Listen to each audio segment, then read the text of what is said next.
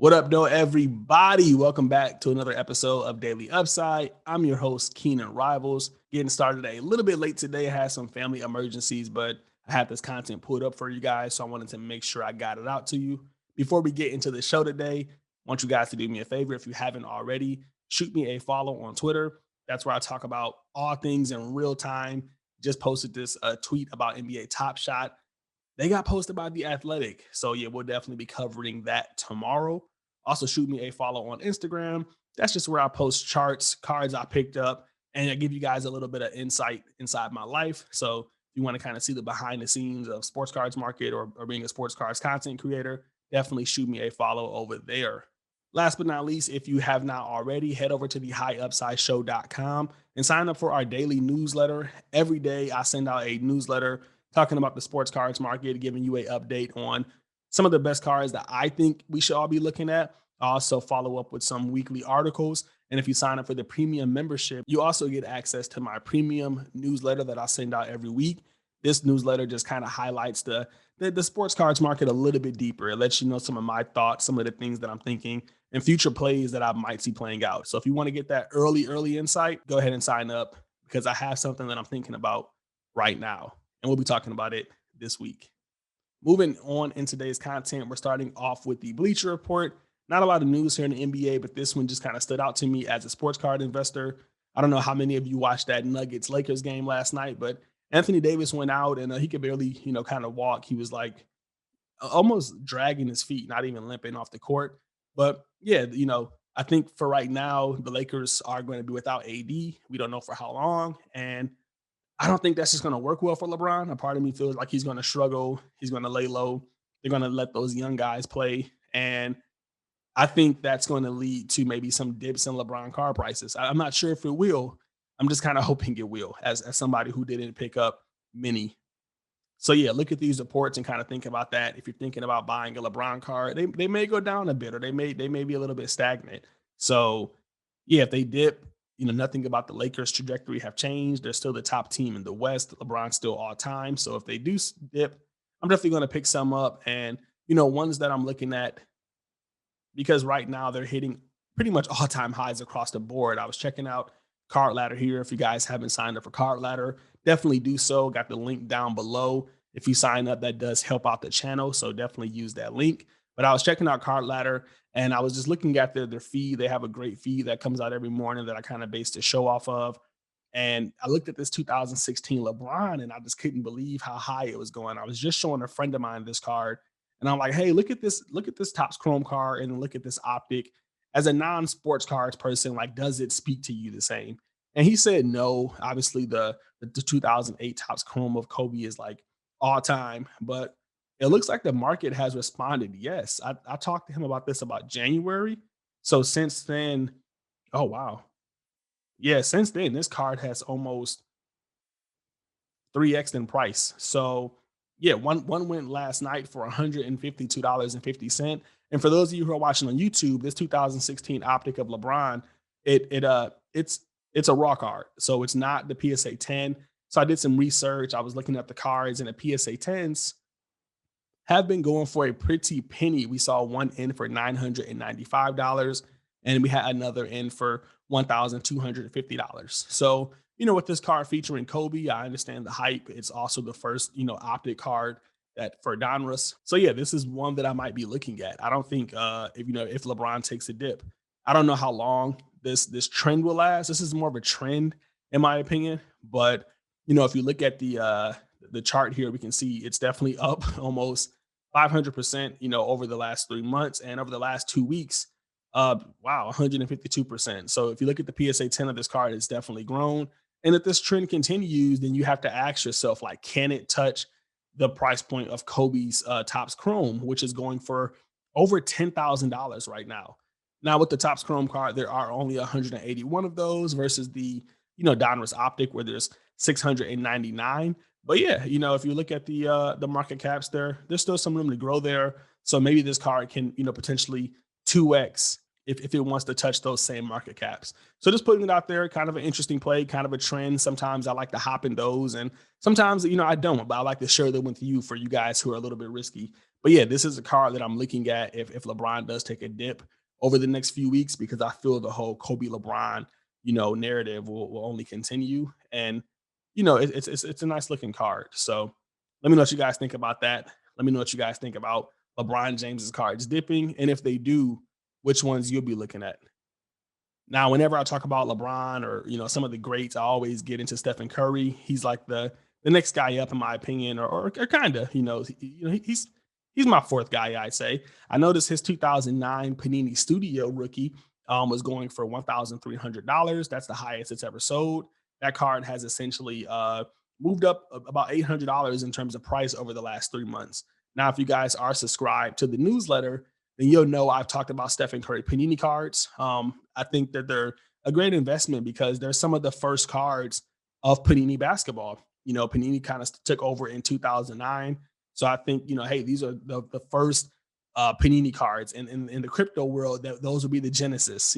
So I've always taken a deep interest into them, but they're going up a lot higher than I thought they would, and that's for the whole market in general. So seeing this card at $1,300, it got me really excited about, Stephen Curry's Bowman, because back when I was buying and selling the Bowman PSA 10s, I was picking them up for like 4 or 5, 6, $700. And I know they've kind of went up to about 1,500. And I'm like, I wonder, are they still 1,500? And when I went to go look at the price of the Bowman, well, one's up with 6 days left and it's at $4,555. So yeah, pretty insane. Stephen Curry cards they're going to be up there with LeBron James's cards. So, I look back at this Panini Studios, or I look back at his other cards, and I mean, if we're being honest, most Stephen Curry cards have surpassed LeBron James's cards because of the low pop report. So his top sells for higher. If you look at the price of his tops, you can see that it's going for $18,000 right now, which is considerably higher than LeBron's. If you look, LeBron's the last one sold for 11,000. So yeah, Steph Curry's about $7,000 higher than him due to that low prop report. And again, guys, that's the market cap method. I've talked about it a million times. I'm telling you guys, it's the future of investing. We're seeing it playing out with Stephen Curry and LeBron James, and it's just a matter of time before we see it, play out with the rest of the market. So if you haven't picked up the market cap method, definitely check the links down below in the description and go ahead and grab that, because you need to know what's going on. You need to know what's going on. We're all going to be trading that way, so why not start now? So yeah, that's about it for Stephen Curry. Just kind of, again, look at the market cap method, look at some of those older cards, look at something like Panini Studios and compare it to LeBron and see if it plays out, guys. Let me know what you find in my DMs, because I'm trying to grab some of those too. Moving on, a lot of people in Clubhouse have been talking about Dwayne Wade. I've always heard about it. People have always reached out to me about it. I'm an old school investor to a certain degree. I'm part of the era where two guards don't get any love. If you think about shooting guards historically, a lot of them don't get respect.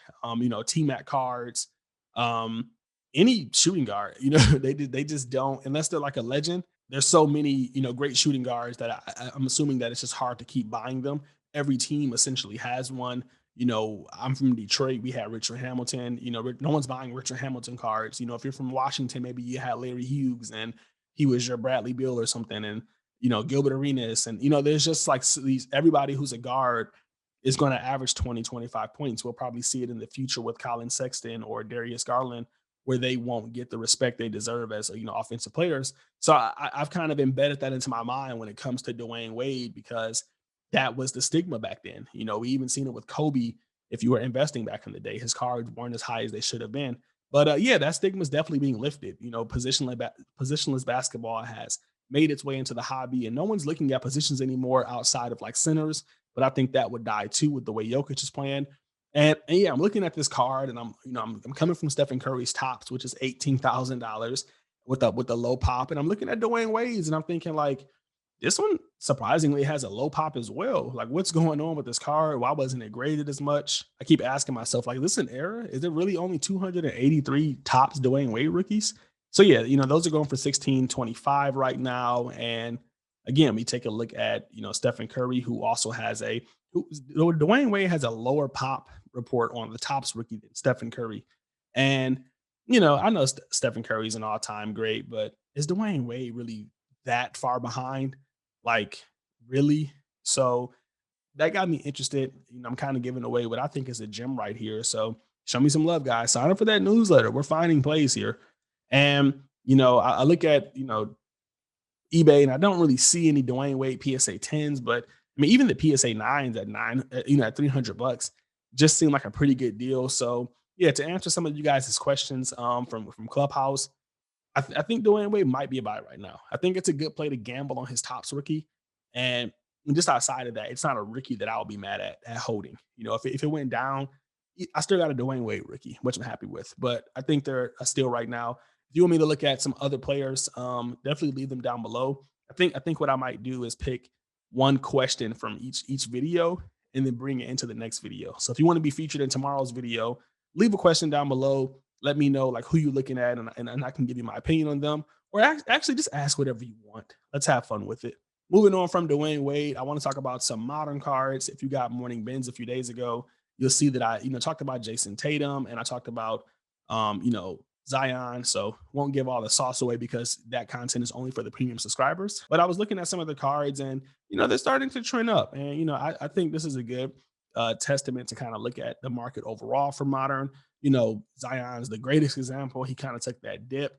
When these hit under 1,000, I started talking about them like, hey, that's a little too cheap. A silver of a premium rookie like Zion shouldn't be under $1,000. And I think the market kind of agreed with that. We've seen a few sales. A few of you guys don't have diamond hands. You got out, and now we're starting to see them tick back up. And I would say this is a good representation of the market. If you look at Jason Tatum's, who I reported on, kind of the same thing. They were up, and then they kind of took a nice little dip. He doesn't have as many, so and then they're kind of going back up. So I think the market for modern is healthy. I think it's going to continue to go up. We're seeing Luca and Zion, they're just putting up crazy numbers. Like they're not winning, but they're putting up crazy numbers. So like it's just hard not to get behind that. Even if it's like, hey, if they can do this for 2 or 3 more years, we'll be in good hands. So think about the long run with some of these guys. If you're seeing guys just putting up like 45, 10, and 10, and like he's dipping, come on, we just got to be smart investors at this point. I'm not saying go buy a prism that has a pop of 15,000, but maybe you get that hyper prism. I don't know. Let me know what you guys think. If you guys haven't already, again, check out Card Ladder. They're pretty much where I get a lot of this information. I used to dig this stuff up on eBay. It used to be so hard. I used to have to write notes and have multiple monitors, but now I just use Card Ladder. They're pretty simple. I have a link down to their platform, to the service down below. Again, click that link if you sign up. It does help the channel.